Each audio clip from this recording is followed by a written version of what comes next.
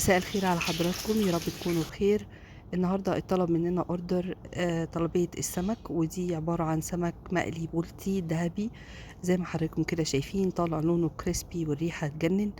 أكل بيتي نظيف، والعميلة طلبت مننا بجانب السمك المقلي حبة رز كده بالحبار أو بالصبيط بالخلطة الرهيبة بتاعتنا، إن شاء الله ينول إعجابها وبألف هنا وصحة على قلبها.